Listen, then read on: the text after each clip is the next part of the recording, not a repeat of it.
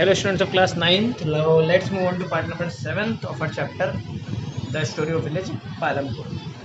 चलिए page number 6 पे topic है how is the land distributed between the farmers of Palampur.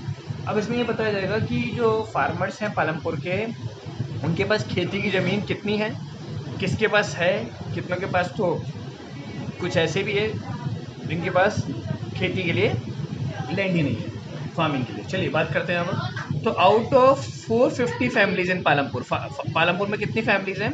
450 families हैं, जिसमें से 150 फैमिलीज तो लैंडलेस हैं. 150 फैमिलीज के पास तो ज़मीन है ही नहीं, खेती है ना. लैंड कितनों के पास है?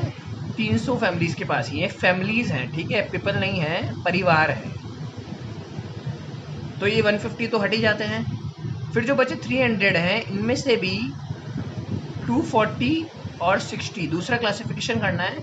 इनके पास जो लैंड है वो 2 हेक्टेयर से भी कम है, और इनके पास जो लैंड है वो 2 हेक्टेयर से ज़्यादा है. नाउ अब ये क्या मतलब है 2 हेक्टेयर का? देखिए अब इतनी बात ध्यान रखिए, मेजरमेंट होता है फील्ड का. 2 हेक्टेयर से कम फील्ड का मतलब है बहुत कम वो होना, फील्ड होना, है ना, पर्याप्त फील्ड ना होना जिसमें खेती अच्छे से ना किए जा सके. मतलब इनके पास फील्ड की कमी है, ज़मीन की कमी है. इनके पास तो है ही नहीं. मात्र 60 फैमिलीज ऐसी हैं 450 फैमिलीज में से, ओनली 60 फैमिलीज आर देयर जिनके पास 2 हेक्टेयर से ज़्यादा लैंड है. There are 60 families in Palampur who owns more than 2 hectares of land. 2 hectare से ज़्यादा भूमि उनके पास है. तो उसमें ठीक है, वो अच्छी मनी आती है, ये तो ठीक है, परफेक्ट है, कोई प्रॉब्लम नहीं है. लेकिन ये 240 भी कम है, और लैंडलेस के साथ तो बड़ी प्रॉब्लम आती ही होगी, क्योंकि उनको अगर उनके पास लैंड नहीं है तो फार्मिंग एक्टिविटी तो वो कर नहीं पाएंगे, कुछ और उन्हें करना पड़ेगा. लेकिन आपने पढ़ा 75% पॉपुलेशन, एक बड़ा पॉपुलेशन का हिस्सा फार्मिंग पे ही डिपेंड है पालमपुर में. चलिए अभी नॉन फार्मिंग एक्टिविटी पे आगे आएगी, तब आपको क्लियर होगा कि 150 लोग क्या करते होंगे. अभी इसी जुड़ा हुआ इसमें एक और टॉपिक है, ये बेटा इसका जरूर आप इसको लिखिए, है ना, क्योंकि इसमें आपको जो इतना बड़ा टॉपिक दिया हुआ है ना बुक में, बहुत सारी चीज़ इसमें काम की नहीं है. How is the land distributed between the farmers of Palampur में सिर्फ आपको ये ध्यान रखना है ना. फिर हम पेज नंबर 7 पे आ जाएंगे, who will provide the labour पे. उस टॉपिक पर मैं आने वाला हूँ, तो इसका स्क्रीनशॉट लीजिए आप. चलिए अब who will provide the labour इसी से जुड़ा हुआ है. देखिए लेबर कौन देगा? लेबर मतलब कि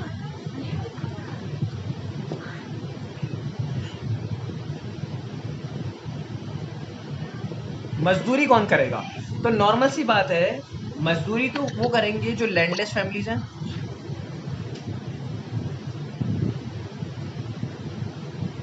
है ना. वो किसान हैं जो जिनके पास लैंड नहीं है, एक तो वो मजदूरी करेंगे, ठीक है, जो लैंडलेस फैमिलीज हैं, या फिर वो फैमिलीज जिनके पास 2 हेक्टेयर से कम खेत हैं, तो उनको वो खेत पूरा नहीं पड़ता, तो वो मजदूरी करेंगे, है ना. लेबर वो देंगे, प्रोवाइड कराएंगे. अब देखिए लेबर की हालत इंडिया में भी बहुत अच्छी नहीं है. क्यों? क्योंकि एक तो सीजनल अनएम्प्लॉयमेंट बहुत ज़्यादा है. सीजनल अनएम्प्लॉयमेंट क्या होता है बेटा? सीजनल अनएम्प्लॉयमेंट का मतलब होता है कि साल के कुछ ही सीज़न में काम मिलना और कुछ में ना मिलना. मतलब कि जो आपकी इनकम है, कमाई है, वो रेगुलर नहीं होती. देखिए फार्मिंग में यही एक्टिविटी है कि सोइंग और हार्वेस्टिंग करते वक्त तो आपको काम मिल जाता है ना.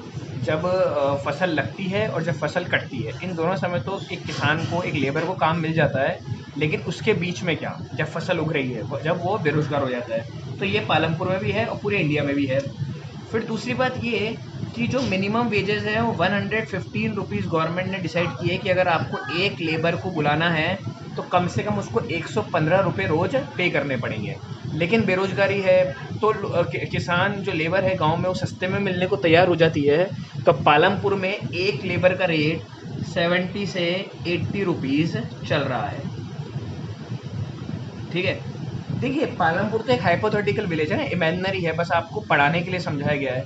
इससे ही आपको पूरे भारत में जो गाँव की हालत है वो बताने की कोशिश की जा रही है कि देखिए कितने बड़ी मात्रा में लैंडलेस फैमिली, इनके पास लैंड नहीं है भी सही तो बहुत कम लैंड है, 2 हेक्टेयर से भी कम. तो खेती नहीं करते तो क्या करते हैं, दूसरे खेत पे, बड़े किसानों के खेत पे मजदूरी करते हैं. अब मजदूरी करते हैं तो पूरे साल भर एक तो एम्प्लॉयमेंट नहीं मिलता, और मिलता भी है तो उसमें पे अच्छे से नहीं मिलती. गवर्नमेंट कहती है 115 रुपये कम से कम दो, मिनिमम वेजेस है, तो 70-80 रुपीज़ में ही उनको काम पे रख लिया जाता है. वो भी काम करने को तैयार हो जाते हैं। उसके पीछे का रीज़न ये है कि बेरोजगारी, देखिए कुछ ना होने से कुछ तो अच्छा है, तो उनको लगता है 70-80 रुपये ही आए और हमारा काम चले।